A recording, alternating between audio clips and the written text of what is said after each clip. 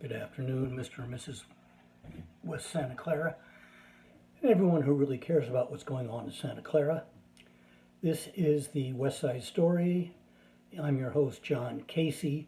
If you enjoy this, please like. You can also subscribe to catch when I do put out new issues. I try to do every Friday before dinner time. Sometimes I miss that. Quite a few things going on this time. Our friend Kevin Park, who actually represents this area on the city council, had some problems. One of his neighbors passed away, and he went over, I think, to assist. But it is now claimed that, or was claimed at the time, that he might have been guilty of stealing something, but that was completely, he was exonerated of that. But now apparently he's filed a civil suit, so, poor Kevin's got some problems he's got to clean up, but I really don't think we're going to spend any more time on that. Second thing is, now the police report says this happened December 10th of 2024. I think it was actually December 10th of 2025.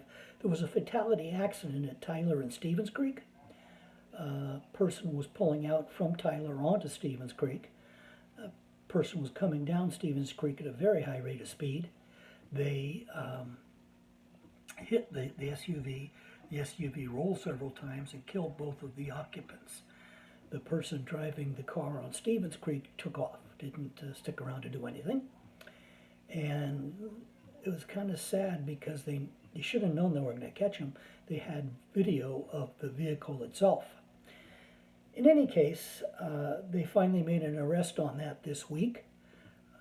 Person's got a lot to answer for. Apparently, they're now saying they can prove he was drunk. He was driving way too fast, and he's also maybe guilty of causing an accident that caused death.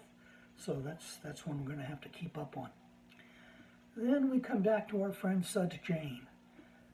Talked to Suds last week. He's a wonderful fellow. I like him a lot. The recall motion is moving forward. There's a petition is being sent around, and people are trying to say that he needs to go. I think I shared last time the former city attorney Brian Doyle had said he wasn't going to sign the petition. Now he says he is. His choice. Then there's a really interesting thing happening. For those of you who may have not have followed it, and this is way north, the Oracle Corporation's been trying to get rid of their Agnew campus for a long, long time. And they tried to sell the whole thing, and they tried to lease out buildings, and quite frankly, none of those things worked. They were finally able to cut a deal for some of the property, and that's been approved. That's moving forward. Still leaves a big chunk of Oracle people or Oracle buildings and the historic buildings. Some of the buildings there are more than 100 years old. They were built when it was a mental institution, and the theater, I know for one, is still in use. It was well built, and it's a theater. Works really well.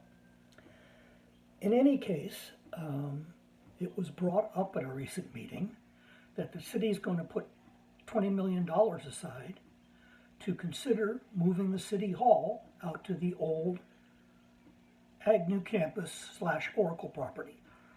I'm really a little surprised and a little disappointed. Budget adjustments happen all the time. That's just part of life in a city in California. However, we have a movement on a same path of, trying to restore downtown. I can think of no single thing that would do better to restore downtown than move the city hall back down there. Increase your foot traffic and people coming in to take care of business and all that would be a real boon to the city. So, and quite frankly, the current city hall needs some help. The need has outgrown the size. But moving it to the Agnew property is a really strange idea. It's a little more central in the city, not much. And they can't tear down the historic buildings. That's in the agreement with the state. So I'm not exactly sure what they're trying to do here. But anytime somebody talks about just chunking off 20 million, I think we need to keep an eye on it. So we'll certainly be watching that one. From the crime log, on the 26th of November, we had an indecent exposure over at Kylie and the El Camino. On the 28th, we had at El Camino on the Lawrence Expressway, a person arrested for failure to appear and multiple drug charges. On the 10th, we had a domestic violence arrest over on Wood Duck. On the 11th, we had a trespass on Flora Vista. It says trespass, it means someone has been told to leave the property and not come back, and they've come back. Getting told to leave the trespass is not a crime. It's putting you on notice, it's not a crime. If you go back there and you've been told to stay away, it is a crime. It's a misdemeanor. But it's one of the things that the local agencies are using to try and stop people from camping all over the place. And then on the 9th, at Pomeroy and Calabasas, we had an arrest for drugs and for violating a court order. Somebody's going to pay for that one. December 14th was the day of the game. It only netted 4 arrests. That's good.